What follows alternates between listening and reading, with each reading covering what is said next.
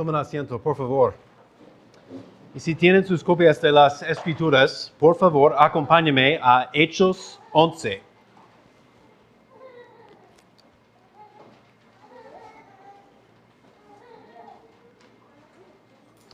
Estamos continuando en nuestra serie de Hechos. Voy a leer desde Hechos 11, versículos 1 a 18.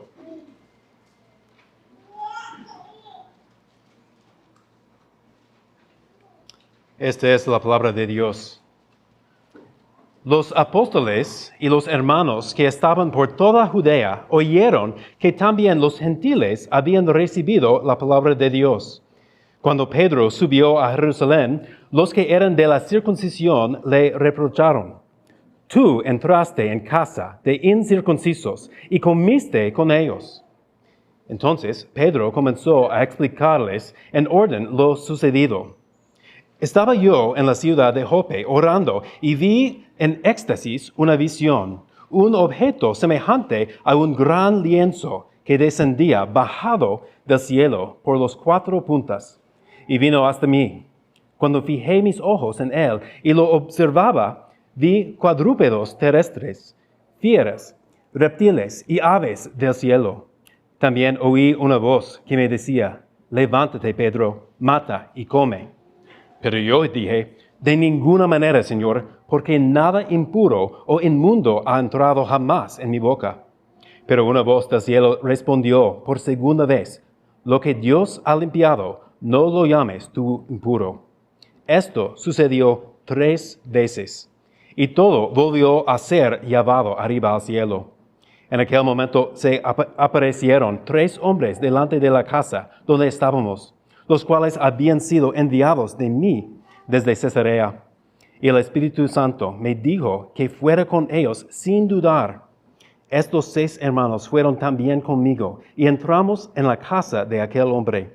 Y él nos contó cómo había visto al ángel de pie en su casa, el cual le dijo: Envía unos hombres a Jope y haz traer a Simón, que también se llama Pedro, quien te dirá palabras por las cuales serás salvo, tú y toda tu casa. Cuando comencé a hablar, el Espíritu Santo descendió sobre ellos, tal como lo hizo sobre nosotros al principio. Entonces me acordé de las palabras del Señor cuando dijo: Juan bautizó con agua, pero ustedes serán bautizados con el Espíritu Santo. Por tanto, si Dios les dio a ellos el mismo don que también nos dio a nosotros después de creer en el Señor Jesucristo, ¿quién era yo para poder impedírselo a Dios? Al oír esto, se calmaron y glorificaron a Dios, diciendo: Así que también a los gentiles ha concedido Dios el arrepentimiento que conduce a la vida. Oremos. Señor, te damos gracias. Gracias por tu palabra. Gracias por la oportunidad de reunirnos otra vez y escuchar de ti, Señor. Guíanos ahora en la predicación de tu palabra. Guía mis palabras. Que mis palabras sean tus palabras, Señor. Y guíanos todos nosotros como oyentes de tu palabra. Que podemos aplicar tu palabra a nuestras vidas y ser transformados por medio de ella para tu gloria y para nuestro bien. Oremos en el nombre de Jesucristo. Amén. Si ustedes han estado en las últimas 3 semanas, es probable que este texto suena muy familiar. En las últimas 3 semanas, Aarón predicó a esta situación entre Pedro y Cornelio. También Ariel predicó acerca de esta situación entre Pedro y Cornelio. Y la semana pasada, Rudy predicó acerca de esta situación. Hay una repetición. Lucas está repitiéndose. Pero no salgan, no duerman. Es una repetición, pero con un propósito. Esta es la 3ª vez que hemos escuchado esta situación y la 4ª vez que hemos escuchado de la visión de Cornelio. En mi preparación esta semana noté en busca de otros sermones acerca de este texto que muchos pastores saltan de este texto en capítulo 11. Y entiendo por qué es una repetición, pero una de las razones que no debemos saltar por medio de ella es porque es repetido. Es repetido con un propósito. ¿Por qué? Porque es importante, bien importante. Lucas repite 3 veces solo 2 cosas. Las 2 cosas que Lucas muestra en Hechos 3 veces son la conversión de Saulo y también la conversión de Cornelio. El pastor Sinclair Ferguson dice que quizás esos 2 eventos, esos convertidos, son quizás los 2 eventos más importantes en la historia de la iglesia, entre las venidas de Cristo, entre su encarnación y su regreso. Lo que vemos en Cornelio, en aceptar a Cristo aquí, es la inclusión de los gentiles en el pueblo de Dios. Este es crucial para entender la historia de la iglesia, para entender el plan de Dios de salvación a las naciones. Vamos a ver en 3 secciones. Y es un narrativo, entonces vamos a verlo como un narrativo. Primero con un conflicto, después con una explicación y finalmente con una resolución. El conflicto vemos en versículos 1 a 3. Reprocharon a Pedro. Y aquí vemos que los apóstoles y los hermanos que estaban por toda Judea, es decir, la iglesia entera. En este momento, hasta este momento, todos los creyentes estaban en Judea. Entonces, diciendo, los apóstoles y los hermanos que estaban por toda Judea, es prácticamente la iglesia entera. Ellos oyeron que también los gentiles habían recibido la palabra de Dios. Este es antes de la llegada de Pedro. Entonces, vemos que la noticia de esta interacción llegó antes de Pedro. Pero cuando Pedro llegó, un grupo de la circuncisión le reprocharon. ¿Y por qué dicen la circuncisión? En Judea, en Jerusalén, podemos asumir que prácticamente cada hombre, cada varón en Jerusalén y Judea era circuncidado. Entonces, ¿por qué hay esta distinción? ¿Por qué no solo decir la iglesia, los creyentes, los hermanos? Es que yo creo, es un subgrupo. No incluye todos los circuncidados. Es un grupo específico que identifica muy bien con su circuncisión.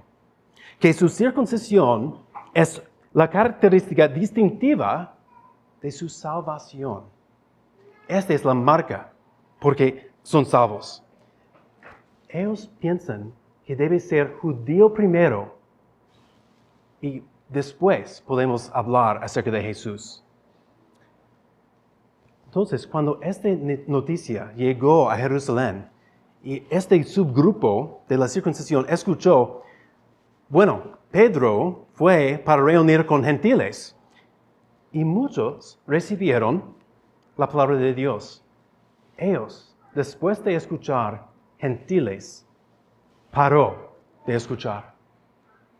Pedro fue a gentiles y no pueden pasar por esta noticia. No pueden escuchar el punto de la noticia porque están tan enfocados, tan ofendidos que los gentiles, los inmundos, sería parte de ellos, parte del pueblo de Dios.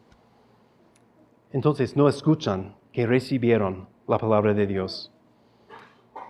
Para ellos, la salvación es tan conectado con la apariencia de ser judío. Y lastimosamente, creo que nosotros también somos culpables de esto. Muchas veces decimos o escuchamos, tal hombre, él es un buen cristiano por su apariencia, por su comportamiento, ignorando la falta de confesión, la falta de arrepentirse, la falta de una vida que Él es caminando con el Señor. Quiero pausar por un momento y para hacer una distinción de unas palabras teológicas que puede ayudarnos. La justificación y la santificación.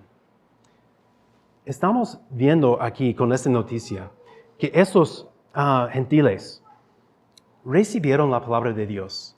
Es que ellos escucharon el Evangelio, la noticia que Jesucristo vino y vivió, y murió y resucitó para la salvación de pecadores.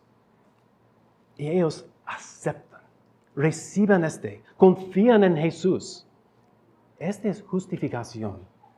Ellos son salvos, justificados por su fe. Pero también vemos en este texto santificación. Santificación es el proceso de cambiar en la vida cristiana para parecer más y más como Cristo. El proceso de odiar más y rechazar más el pecado y seguir con obediencia en una vida de justicia. Pero este subgrupo, quiere cambiar el orden. Quiere cambiar el orden y poner santificación antes de justificación, que es imposible. Ellos quieren la apariencia de ser un hombre justo antes de recibir el poder de hacerlo, antes de recibir el Espíritu Santo. Pero este grupo de la circuncisión es correcto que los gentiles sí tienen un problema, pero su problema no es la carne, su problema es sus corazones. Ellos son pecadores. Son pecadores por naturaleza y también por sus propios pecados. Este grupo de la circuncisión demanda la circuncisión, pero el problema del pecado no se arregla quitándose un poquito de la carne, sino por aquel que se hizo carne. No se arregla el pecado con un cuchillo, sino por una cruz. Nosotros hoy en día, ¿cuántas veces escuchamos, como este grupo, de convertidos y dudamos? Quizás por famosos que confiesan a Cristo. Y mi reacción inmediatamente no es celebrar, no dar gloria a Dios, pero para dudar. O de criminales, de los en el cárcel que reciben a Cristo. Y yo dudo que son conversiones verdaderas. Porque su pasado, su historia es más grande en mi mente que Cristo actuando en sus corazones. Ellos aceptaron a Cristo, pero ellos no merecen el Evangelio. Exactamente.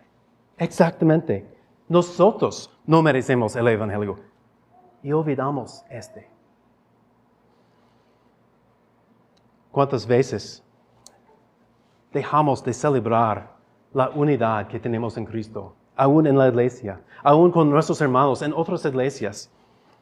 ¿Y cuántas veces identificamos fácilmente y rápidamente nuestras diferencias para discutir, para promover nuestras ideas y para debatir esas diferencias? Y sí, el discernimiento es algo bueno y debemos esforzarnos por lograr una precisión bíblica. Pero cuando estas cosas toman el lugar de Cristo o están encima de Cristo, estamos equivocados. Llegamos a la segunda sección, en versículos 4 a 17. En esta sección, Pedro habla de la dirección y el control de Dios. Nota que Pedro inmediatamente no responde a sus acusaciones. Y Pedro no defiende a sí mismo diciendo, yo soy Pedro, uno de los discípulos más cercanos a Jesús. Fui yo que predicaba en Hechos 2, en Pentecostés, cuando muchos de ustedes creyeron. No. Tampoco Pedro no defiende a Cornelio, un hombre piadoso, y temeroso de Dios, con toda su casa, quien daba muchas limosnas al pueblo judío y oraba continuamente. Un hombre justo, muy estimado por toda la nación de los judíos. No, Pedro no hace nada de esto. Pedro explica cómo pasó que él llegó a la casa de los gentiles y mostrando en cada paso del proceso que es por la dirección de Dios y el control de Dios. Pedro empieza con su visión acerca de animales como comida. Pero la visión de Pedro es acerca de más que solo comida. Es acerca de personas. Y Pedro, en explicar esta visión, no esconde el hecho vergonzoso que él respondió a Dios diciendo, no. Él está intentando ser un buen judío en este momento, siguiendo la ley. Y al mismo tiempo, en compartir con los hermanos, con los de la circuncisión, esos eventos, está mostrando que lo que sucedió con los gentiles no fue mi idea. No fue mi idea. Yo pensé como ustedes. Yo pensé que los gentiles estaban afuera del pueblo de Dios. No pudieron entrar. Está mostrando a la circuncisión, este grupo, que él también tuvo que aprender esta verdad de Dios. Qué lento es Pedro. Tuvo que recibir esta visión 3 veces. Tiene que compartir de esta visión varias veces. Pero hemos visto que Dios es paciente con Pedro en varias ocasiones. Pedro también en versículo 12 muestra que el Espíritu Santo mandó a él ir con estos hombres sin dudar. Sin dudar, podemos entender como sin hesitación, pero también el raíz de esta palabra debemos entender como sin juzgar, sin hacer distinción en las personas. Si tomamos en cuenta lo que está pasando en versículos 4 a 17, yo estaba pasando por ella, subrayando toda ocasión cuando Dios está mencionado, o su acción. Versículo 5, en éxtasis una visión del cielo. Versículo 7, una voz. 8, una voz del cielo. Dios. 10, al cielo. El Espíritu Santo. Un ángel. El Espíritu Santo descendió.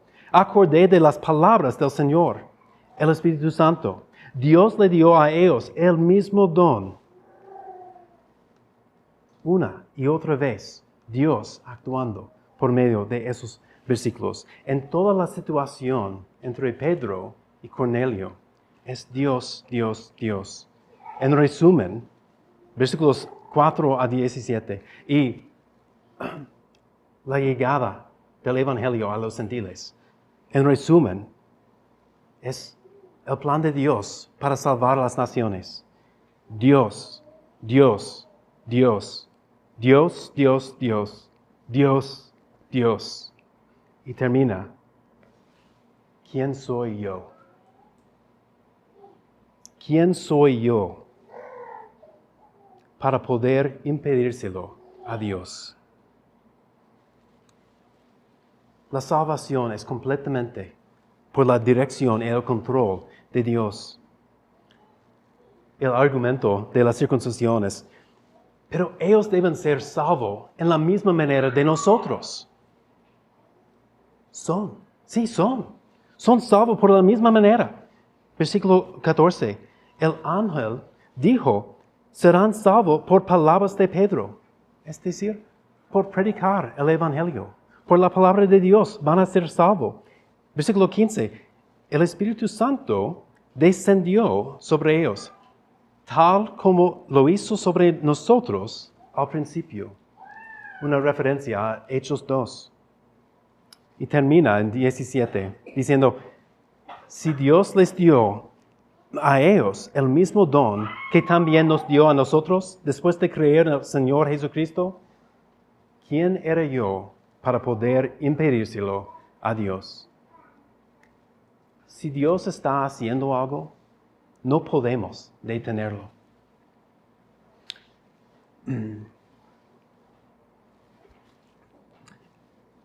el 2020, entre los huracanes Eta y Iota, la represa El Cajón estaba a su nivel máximo y tuvieron que abrirlo y descargar agua antes de la llegada del huracán Iota. Y los oficiales dieron noticia a todos, especialmente en el Valle de Sula, porque habían abrir una puerta en el cajón para descargar este agua. Yo estaba viendo un video de este proceso. Cuando abrieron esta puerta en el cajón para descargar, es increíble la cantidad de agua que salió de la represa. Y dieron noticia al Valle de Sula porque iba a causar una inundación. Este agua no iba a parar después de abrir esta puerta. Iba a correr, iba a llegar a lugares lejos, hasta San Pedro Sula y aún más lejos. Este es lo que Dios está haciendo en la salvación de gentiles, en la conversión de Cornelio. Dios abrió la puerta y el evangelio va corriendo a todas las naciones, más allá, afuera de Judea, afuera de Israel, a todo el mundo. El evangelio está fuera del control del hombre. Está llegando lejos, alcanzando nuevos lugares, nuevas personas. Pero la inclusión de los gentiles no es un fenómeno del Nuevo Testamento. Podemos leer en Génesis 12 que Abraham recibió una promesa de Dios, que su familia sería una bendición a las naciones. Y Abraham recibió el signo de circuncisión como la promesa de Dios. Una promesa para ser una bendición a las naciones. Para ser una gente separado, pero con la responsabilidad de mediar la bendición de Dios a todas las personas, a todas las naciones. Estos hombres en Jerusalén, los del grupo de la circuncisión, han cambiado este signo de circuncisión, han cambiado el signo de Dios a una insignia propia de su superioridad y de su alejamiento de las naciones. Están abusando el signo de Dios, guardando las promesas de Dios para sí mismo, en vez de compartirlos con el mundo alrededor. La semana pasada, Rudy planteó una pregunta. Estaba hablando de la necesidad de Jesús, que todas las personas ocupan Jesús. Y últimamente, todo que ocupamos es Jesús. Entonces, él planteó la pregunta, ¿es Jesús suficiente? ¿O está buscando más? Aquí tenemos una situación dentro de la iglesia. Esos son personas que han recibido a Cristo. Están en Cristo y están acusando a Pedro, un líder en la iglesia, diciendo, sí, esas personas han recibido a Cristo, pero ocupan otras cosas. Hacemos nosotros. Estamos poniendo cargas en gente que Dios no ha puesto en ellos. Estamos construyendo obstáculos al evangelio. Estamos diciendo, si va a ser un cristiano, tiene que hacer tiene que hacer tiene que tener esta teología, tiene que ser reformado, tiene que ser presbiteriano. si estamos haciendo esto, estamos equivocados. Y no solo estamos construyendo obstáculos al Evangelio y a personas, estamos intentando impedirse a Dios. Dios está haciendo algo aquí. Y ahora debemos buscar aprender lo que Él está haciendo para seguir adelante en su plan, siendo parte de su plan, siendo medios en su plan para servir a Él en ello. Entonces, podemos preguntar acerca de, en esta situación, en esta locura en Jerusalén, ¿cómo uno se convierte en cristianismo? Debemos ver a Jesús, ver a Jesús como es, perfecto, eternal, Hijo de Dios, 100% Dios, 100% humano, de la misma esencia del Padre. Debemos arrepentirnos del pecado y debemos descansar completamente y solamente en Jesús, en su vida, su muerte y su resurrección. Este es como uno se convierte en cristianismo. No pierdes de vista esta verdad. No pone otras cosas encima de este. Pero lastimosamente, los cristianos pueden ser unos de los más críticos en el mundo. Tenemos la verdad y respondemos diciendo, están equivocados, ellos están pecando, ellos no deben hacer esto. Pero si tenemos la verdad, debemos compartirlo con los demás, para que ellos también puedan tener la verdad y puedan recibir a Cristo. Pero queremos que otros actúen como nosotros, que ellos piensen como nosotros. Y no nos importa si conocen a Cristo. Un pastor, un amigo mío, dijo algo una vez que me impactó bastante en pensar acerca del pecado, especialmente el pecado de otros. Y puede pensar en cualquier pecado. Quizás es el pecado de un conocido, un familiar, que es bien grave. Un pecado sexual, un pecado de mentir, de matar. Esta persona no va al infierno por este pecado. No va al infierno por su pecado sexual, o por matar, o por mentir. Ellos van al infierno porque no conocen a Jesús. Van al infierno porque no conocen a Jesús. Esas personas no ocupan un programa de 12 pasos para vivir la vida cristiana. Ellos ocupan a Cristo y su Espíritu morando en ellos para convencerlos de su pecado y ayudarnos en el proceso de santificación, de rechazar el pecado y para vivir en justicia. Es tan fácil para nosotros enfocar en el pecado y desear un cambio solo en las acciones. Yo estaba pensando en dos amigos que conocí casi al mismo tiempo. Y esos dos hombres crecieron en la misma ciudad, en la misma iglesia. Y hoy en día puede ver uno y su pecado es obvio. Al momento de verlo, puede ver su pecado. Y el otro parece casi perfecto.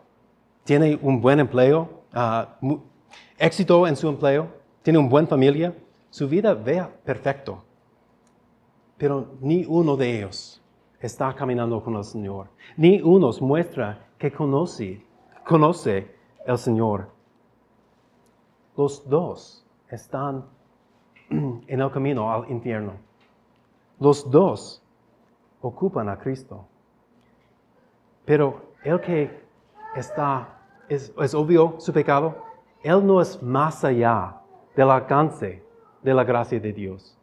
Y el que parece perfecto, no es más allá que la necesidad de la gracia de Dios. Los dos tienen el mismo problema. Están en falta de Jesucristo. Iglesia,